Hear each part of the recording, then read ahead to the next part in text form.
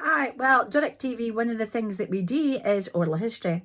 And I go out and about and I meet very interesting people who have led very interesting lives. And we need to capture their stories. We need to capture it for posterity and, so that folk in the future maybe will learn and gain something from us.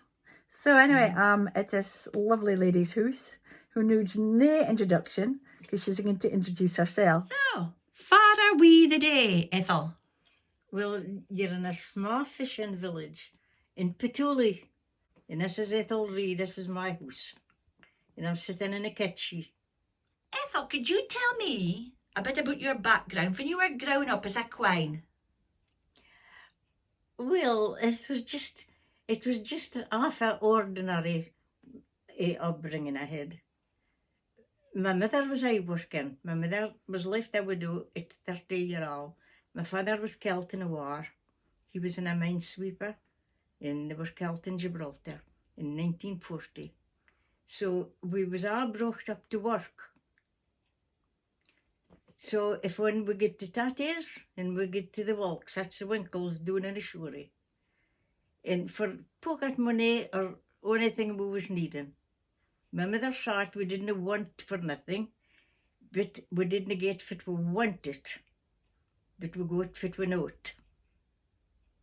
Were you content in them days, Ethel? Content, aye, everybody was the same. I had a brother and a sister. My sister was older and my brother was younger. And this was a happy house because it was a big family house. There was my granny and her brother came to bed with us. And there was my mother and us three. And there was my auntie and her man and her boy. And we was just out, and I had an auntie who died, and she had left two girls, and they were brought up with us now. So everybody just muck it in. And then during the war, my granny had a chop shop. And it was made being in the wash house, and it was one pan cemented onto the brick boiler. They used to boil the clays in long ago. And that was everybody's supper in the village during the war because things was rationed. So, your recollections of the stories of your ancestors gone past, Ethel. What's your earliest stories for them? Well, I can just mind growing up, my granny came from St. Monans, and all the St. Monans folk used to come here for holidays, summer holidays. For they all slept, I didn't ken, but the house was I full. And I mind, and een of my aunties saying, we was all sitting being in the kitchen, oh, we should be sitting being in the front room. And of course I pipes up, and I says, oh, you didn't get into that room till you're dead. The front room? The front room was kept for the dead folk, and that was my recollection of the front room. And was saying that, of course I got a good wallop for saying that. But I can mind, my father was at the sea all the week, and when he used to come home, I think the worry of my mother, it was oh, you didn't ken fit as Queen's been doing all this week. And he used to say, fit you been doing, my little smutchet. That was fit my father, called me. And I can mind, I was only 7 when my father was killed. But good memories, he comes back often. There's one of my sons, my second son, and I can see my father in him. Sometimes the way he turns, and I think it's the way he speaks sometimes, and it's just a flash in a pan. But I'm right glad that I can mind in my father. Oh, my dad, I should say. Father's too old. But we had a good mom and dad. My mom was off a strict with, But of course, she had to be mother and father stills. And my mother used to work. She did only kind of work. And she was really good. But then, of course, the only way she got out to work and I was because my granny name was Aberdeen in a house. And it was one big, happy family. And now there's only 2 of us left in it. Just my son and me.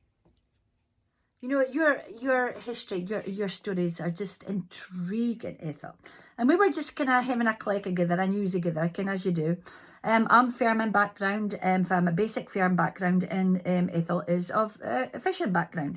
But you can although we bide in the same coastline, I'm Cruden Bay and you are Sandhaven and Pitullie, you know there is similarity in the way we speak, but you can there is a lot of different words that the fishing folk used or use then different from the farming folk. I know you just tell me a word there I'd never heard of before, Ethel. It was once I was in the hospital and it was a summertime and they came round at night. It was just a young lad with a trolley and he said, would you like Horlicks or hot chocolate or tea? And I says, oh, I would just like something sloken. He says, sloken? What is that? What kind of word's that? I says, well, what do I think? I says, it's something it's cold and something it's wet. He says, oh, you mean a drink of juice or something? I says, right, that's just what I mean. And you can you're so right, Ethel. You know, the words that we speak, you know, it's just a word that comes out because you remember it and it just describes something just to the letter, to the T. But when you think, what does it actually mean? It's always difficult to know what that word means, but it just sounds right to us. It sounds right and it just describes something perfectly. Now, we have got a bit of a burden, haven't we, Ethel, for, you know, for about these words long ago that we used, they come for the heart, they come for the back of the throat, they come just come out the way we speak. Something about our background and our heritage. You know, these words are unique to our culture. And it's great that we can try to retain some of the words and maybe pass some of these words and expressions on to the young bairns, to, you know, so that they can have a bit of an insight or grasp to how we lived, you know. Well, I had one of my grandsons. He often comes out and bides from the weekend. He'd been 17 at that time. And he says, we were sitting watching a TV, and this lady was over 100. And he says, I hope you live till you're over 100, Grandma. And I says, well, I wouldn't mind, Malone, if I had all my faculties. He says, faculties? What's that? I says, well, if I was still able to look after myself. He says, never mind, Grandma, I'll look after you. And oh, me, what a fine loon he is. And we were just having news there about our folks.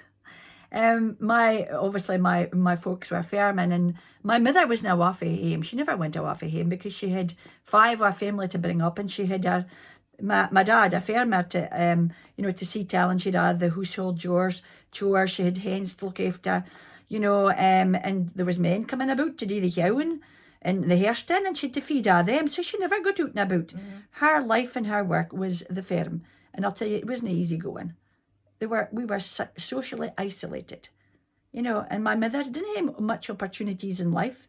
Her life was her family, her life was a farm, and that was it. She never drove, couldn't drive a car. There was no need for her to drive a car. She was content with her family and her lot, and she did knit in at night, and she would just sit round it. We would all sit round a table at night and just have a good old cackle about what was going on during the day, and and that was rare times, Ethel, just rare times. Well, when I was married, of course, I married a fisherman. And then I was married in June 1953, and I had my first child on the 23rd of May 1954. And then I had the next teen in 55, and my daughter in 56, and another in 1960. And then there was 8 years between my last two. So I had 5 of our family. And I more or less had to bring them up. My man worked in a small boatie, and he worked at the lines, for the kind of small lines. So with the shield muscles and bait lines, in every line had 700 hooks, little hooks. And I used to get up at 3 o'clock in the morning and bait 2 lines, because I had 3 bairns at that time under school age. Get that lines baited before our bairns was up with their bed, because the hooks was, I couldn't work them in hooks with the bairns running about. And then later on, after the lines and nothing was stupid, the small boaties kind of get out of fashion. And when my bairns was to school, I started working. But I get to the walks and get to the tatties. It was a treat. It was like a holiday tales. But only while I joined the home help, and I love cleaning. If I get a duster and polish my hand, I'm happy. And if it's not, it's waving, and I'm quite content. But that was my 5 that I brought up, and now I'm just like on a scrap heap, I think. I'm more or less just able to sit in net, and I hope that somebody drops in, but my phone never stops ringing, and my family just smothers me.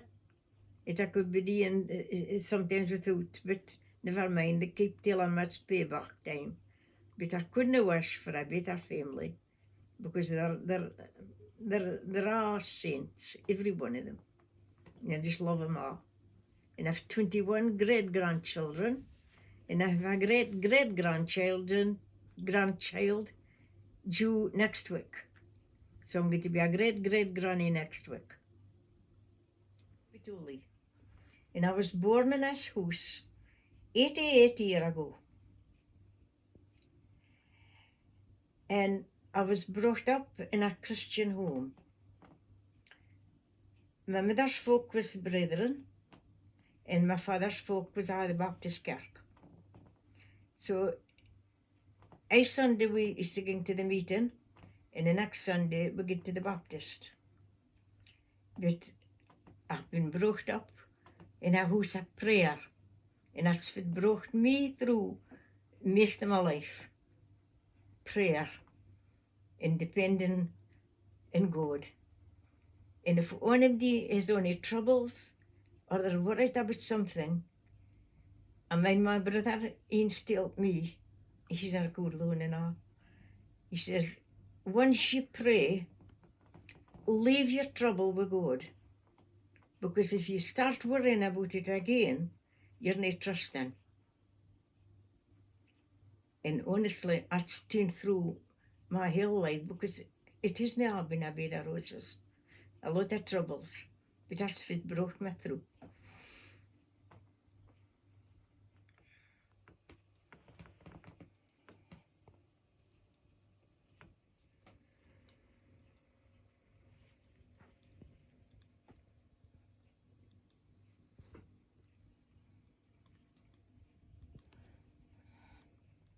You ken us, Ethel. It's just lovely to see you with your knitting needles. The clacking of the knitting needles, because my mother knitted, and her mother before her, and her mother before her, because, you know, there was no entertainment. There wasn't even TV when my mother was young. But what they used to do, they used to use their hands to knit, and that was passed on from generation to generation. And, you know, that's one of the things, the comforting things I remember about my mother was the knitting. You know, she used to knit for us. We all had hand knitted garments. And sewing, she also sewed, she embroidered. Oh, you should have seen her embroidery and her sewing. We wore, I think it was made, my mother made our clothes, you can. We got the drindle skirt. You mind the drindle skirt, the matching bodice and the drindle skirt that was matching? Well, my sisters had the same, we had the same cloth, we all looked the same, we had the same drindle skirts. But you can, she never thought anything about it. You'd have Before you was married, you'd a bottom drawer. You had a bottom drawer before you were married, and everything was in the bottom drawer. That was you shoot bonny pillowcases. You know, the most comforting and the thing that I remember most, one of the things remember most about my mother was when she was finished her day's work, and she sat down in the evening by the fire, and there was no TV. No. And I could hear the clacking of the needles. And I looked at my mum's face and I would think, my mum's content, she's happy, she's doing something with her hands, and she's making something. And I just have a fear, you can, for the hand skills nowadays, because, you know, it's so important, these hand skills and these traditions and crafts that we've done. You know, and yeah, modern day has brought in the computer and the mobile phone, and you just think, oh, the skills, the hand skills, where are they going to get in the future? The ability to, you know, to be able to do something with your hands and to be here mentally stimulated by hand movement and, you know, seeing something you've actually made. It gives you a good sense of satisfaction. Aye. This is a pullover. It's just in the middle of Dean, and I've run out to wash it. Wash it? What's wash it? Wool. But I think I've managed to match up. I'll do something with it anyway, because my brain works on it when I get into my bed. I have no patterns, but I'm doing. But this is my patterns. I'll sit a whole night and work out what I'm going to put in. Because when I'm doing iron, every iron pattern represents the sea. There's the rope, and there's a mock rope, and this is the grass at the sea. And this is iron, just called iron. No, I have another in, oh, it's new on here, but it's called the pattern claws. What's pattern claws, Ethel? It's like a big crab with big claws. And there's it comes out like a feather pattern, but that's what it's called. Goodness, Ethel, that's one of the most fascinating things I've ever heard. That you as a wiver, a fishing wiver, knit, but you didn't just knit for knitting's sake. You're actually thinking of the sea. You're thinking of the very thing that sustained you and your family and generations going back, that they had to fish for the sea to bring, you know, to bring food on the table, basically.